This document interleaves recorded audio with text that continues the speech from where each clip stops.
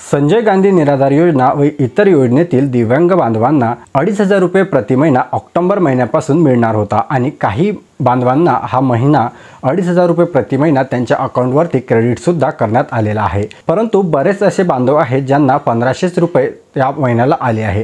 त्यांचं नेमकं काय कारण आहे आणि त्यांना 2,500 रुपये प्रति महिना मिळावा यासाठी त्यांना काय करायचं आहे आपण सविस्तर अशी माहिती आजच्या व्हिडिओमध्ये घेणार आहोत। तर व्हिडिओ स्किप न करता पूर्णपणे पहा जेणेकरून तुमची कुठलीही स्टेप मिस होणार नाही आणि तुम्हाला सुद्धा जर 1,500 रुपये आले असेल तर ते 2,500 रुपये पुढच्या महिन्यापासून कसे येणार त्याबद्दलची सविस्तर माहिती आपण समजून घेऊया। नमस्कार मित्रांनो, मी अंकुश कुंडेकर आणि स्वागत आहे तुमचे झटपट इन्फो या आपल्या YouTube चॅनलवरती। मित्रांनो, ज्या बांधवांना 2,500 रुपये ऐवजी 1,500 रुपये त्यांच्या अकाउंटवरती या ऑक्टोबर महिन्यात आलेले आहे त्यांच्यासाठी खास असा महत्त्वाचा एक मेसेज आहे। तर मेसेज तुम्ही स्क्रीनवरती पाहू शकता। ज्या दिव्यांग बांधवांची ऑनलाईन नोंद दिव्यांग म्हणून तालुका तहसील कार्यालयामार्फत DBT म्हणजेच डायरेक्ट बेनिफिट ट्रान्सफर पोर्टलवर योग्यरित्या करण्यात आली त्यांनाच हे पैसे 2,500 रुपये पेन्शन जमा झाले आहेत।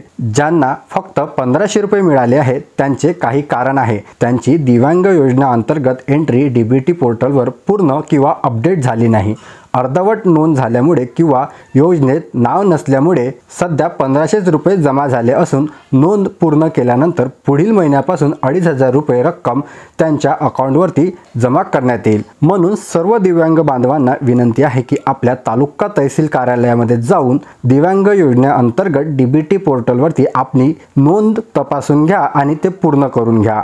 दिव्यांग नोंद असून पण 1,500 रुपये आले असतील तर त्यांना पुढील काही दिवसात वाढून 1,000 रुपये येणार आहेत। अशा प्रकारचा महत्त्वाचा मेसेज दिव्यांग बांधवांकरता आहे। तर हा महत्त्वाचा मेसेज आहे ज्या बांधवांना फक्त 1,500 रुपये त्यांच्या अकाउंटवरती या महिन्यात क्रेडिट करण्यात आलेले आहे। तर ज्या बांधवांना फक्त 1,500 रुपये मिळालेले आहेत त्या बांधवांनी सर्वात पहिले तर त्यांची KYC करणे बंधनकारक आहे। UDID कार्डची ऑनलाईन KYC करणे गरजेचं आहे। ही KYC कशी करायची यावरती आपला सविस्तर असा व्हिडिओ आहे। तुम्ही घर बसल्या मोबाईलवरती ही KYC करू शकता। त्या व्हिडिओची लिंक व्हिडिओच्या डिस्क्रिप्शनमध्ये तुम्हाला पाहायला मिळेल, त्यावरती क्लिक करून तुम्ही घर बसल्या तुमची KYC करू शकता। KYC कंप्लीट झाल्यानंतर तुम्हाला तहसील ऑफिसमध्ये जाऊन काही कागदपत्रे जमा करायची आहे। हे कागदपत्रे तुम्हाला संजय गांधी निराधार योजनेच्या डिपार्टमेंटमध्ये जाऊन द्यायची आहे।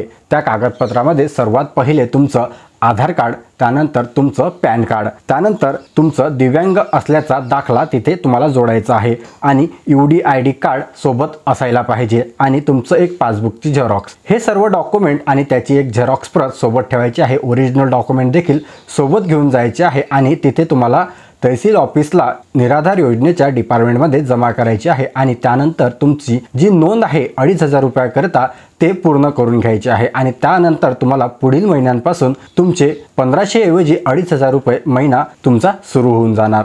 तर ही महत्त्वाची माहिती होती सर्व दिव्यांग बांधवांकरता ज्यांची अजून 1,500 रुपये महिना त्यांच्या अकाउंटवरती जमा झालेला होता। त्यांना जर 2,500 रुपये प्रति महिना पाहिजे असेल त्यांचं प्रोफाईल जे आहे ते DBT साठी अपडेट करून घ्यायचं आहे। तर हा व्हिडिओ जास्तीत जास्त बांधवांपर्यंत शेअर करा जेणेकरून ज्यांना 1,500 रुपये आले असतील त्यांना देखील याचा फायदा होईल। तर मित्रांनो, अशा प्रकारचा आजचा हा व्हिडिओ होता। व्हिडिओ कसा वाटला? व्हिडिओ जास्तीत जास्त मित्रमंडळींपर्यंत शेअर करा आणि अशाच प्रकारचे नवनवीन अपडेट मिळवण्याकरता मला अजून देखील सबस्क्राईब केलं नसेल तर लगेच सबस्क्राईब करा जेणेकरून येणारे अपडेट तुमच्यापर्यंत लवकरात लवकर पोहोचेल।